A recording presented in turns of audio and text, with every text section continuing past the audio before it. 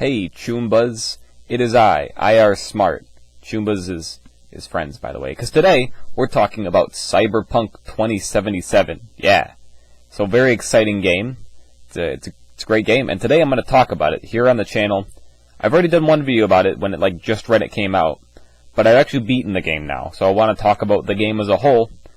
Because there's a lot to talk about with this game. So, you know me. I'm not going to put any fancy editing or, the gameplay in the background or anything. Because, one, that's too much effort. Two, I like to just give it to you straight. Tell you the facts about this game. Because I have a very trusted opinion. So anyway, Cyberpunk 2077. This is going to be a spoiler-free review. I'm going to try and keep it that way. I'm not going to give you any story spoilers. Just sell you the game. Because there's a lot of opinions going around about this game. Mostly negative. So I'm going to tell you a bunch of positive things about the game that maybe will convince you to give it a shot. Because, there's a lot of things wrong with the game, but I think it still deserves a shot. So let's get into it. First of all, you may be asking, what is this game? What do you mean there's a bunch of problems with it? So basically, this game has been in development for years and years and years and years. And the developers one day, well actually not the developers, the company, CD Projekt Red was like, you know what? It's kind of close to being done. Let's just release it. The developers were like, it's not done yet. And they were like, release it anyway. And there was this whole mess. People were suspecting oh, they're just greedy and money hungry. They just wanted to get it out as soon as possible. There was a lot more going on, and it's very complicated, but at the end of the day, what we have now in front of us is a game that does not work very well on last-gen consoles, is buggy no matter what you're playing it on, and overall is just missing a lot of promised features, and just overall was a bit of a disappointment for a lot of people. Myself, however, I was extremely excited for this game, and I still got a lot of enjoyment out of it. I will say, I thoroughly enjoyed the game, and I think a lot of people still will thoroughly enjoy the game. For context, I am playing this on Xbox One. I mentioned this in my last video, but if you didn't see that one, I played this game and beat it on the Xbox One. And it was not as much of a nightmare as people might make it seem to be. Because on the Xbox One, it is not optimized. This game is designed to be played on, top-of-the-line PCs. And I'm playing it on a console that's years and years old. And the whole, putting it on the Xbox One was a last-minute, hurry up, get this feature done, and it doesn't work. The game crashes a lot. It's not too much for me. I was pretty lucky with the crashing, but I know for a lot of other people it's just bad. The game just doesn't work sometimes. There's just a bunch of bugs, and it just very low FPS and performance. It's very bad, and sometimes hard to play. But I don't notice that too much. Maybe that's just me. But I don't know. At the end of the day, I thoroughly enjoyed the game. I gotta say, I found the story pretty great. A bit weak at some points, but I really found it compelling. I liked the characters. They were great. Overall, there's a lot of great things about the game that just get overshadowed because, it's a buggy mess. You can't even play it. It's literally unplayable. I can't even enjoy this game because so-and-so character disappeared for 5 seconds, and now I can't enjoy the game. People get overexcited about all that sort of stuff, and I just think it's unfair. Because there are a lot of great elements in this game, and you can tell the years of love and care that was put in by the developers into this game, out of passion for wanting to make a great game. And I think in a lot of ways, it is a great game. It just needed to go for longer. They had to keep it in the oven. They took it out too early. It's gotta go back in. So now they're frantically trying to put herbs and spices and shove it back in the microwave for a sec. With these patches and whatnot. And it's just a mess now, which is a real shame. Because I think even if they would have, they pushed it back so many times because they set the release date too early. They said it was supposed to be in April of 2020, which I don't know how they would have released it back then. But then they just push it back. People were getting really upset, hey, release the game already. And they're like, oh no, it's not ready. People are asking us to release it. We kind of screwed up if we just delayed another year. It needed to be delayed another year, definitely, to fix all the bugs and just round out all the edges.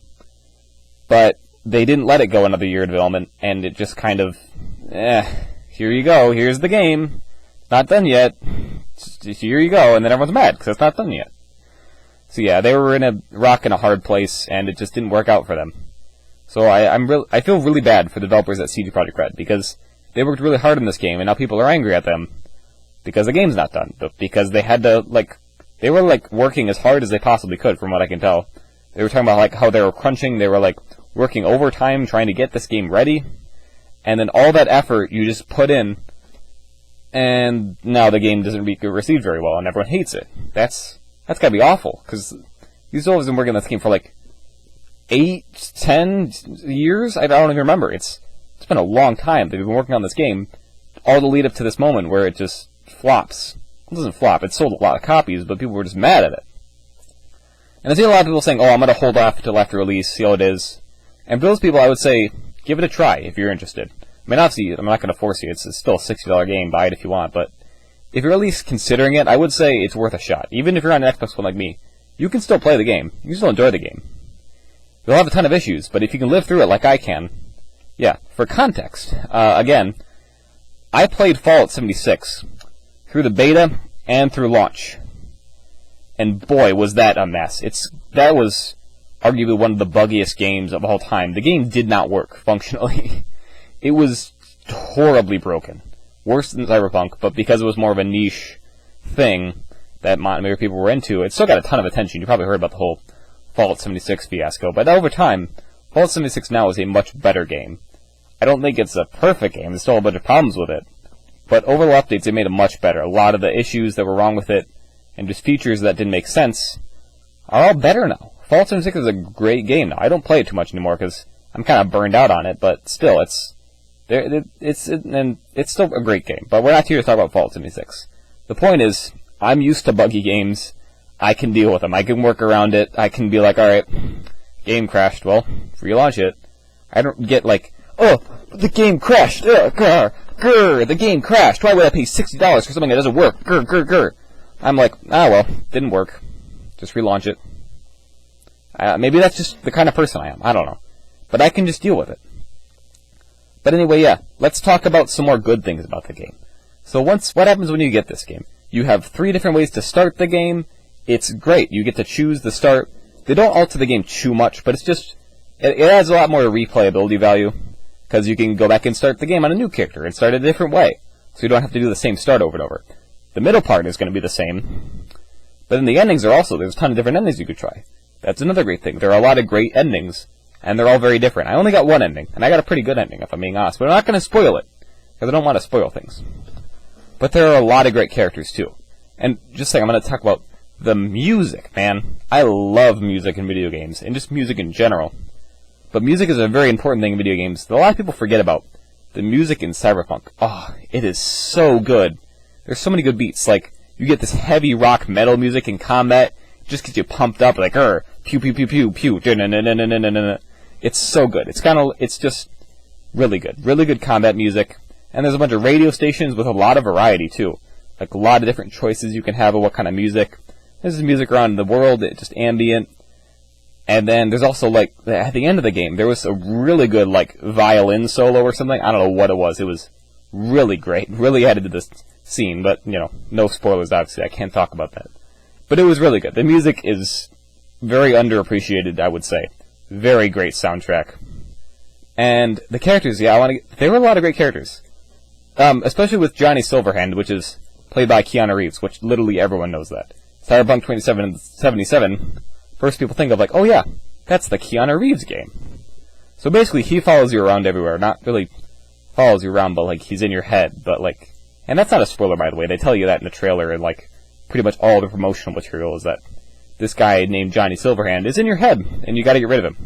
Kind of. That's up to you. That's the whole plot, without being spoilery. So, basically, he's with you the entire game, most of it at least.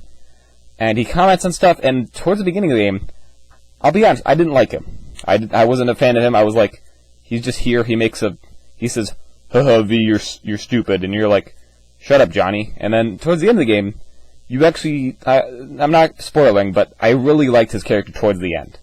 Towards the end of the game, his character got really good, and really compelling for me. I liked him a lot. There were also a lot of other great, compelling characters you kind of actually care about, in a sense, if that makes sense. But yeah, so characters, great. And then just gameplay-wise, I like the gameplay. I like wandering on an open world. It's a great open world.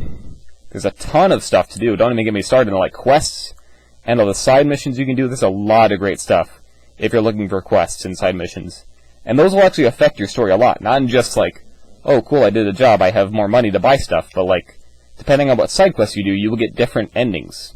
Or they'll change your endings just a little bit, which is really cool. Really nice feature they added. There's a couple other things that are just dumb, like the cops feature. If you like do something illegal in the game, the cops will literally just teleport behind you, and there's no like car chases or anything. It's a really dumb, lazy feature that they didn't put much into. Kind of a shame. And overall, just the combat too. I'm not a big fan of the combat. I have to be honest. It's good. It's okay. It's nothing exceptional, but I don't think it's bad either. It's just really like, hey, I found a new gun. It does more damage than my old gun, so time to throw out my old gun and now I'll use this gun. That's all there is to it. There's really not much character builds. Like, there are character builds, but I don't think it makes much of a difference unless you're playing on the hardest difficulty. Because if you're on just normal difficulty, you pretty much plow through everyone. Unless you just get randomly one-shotted sometimes. I don't get that, and that makes me upset in video games.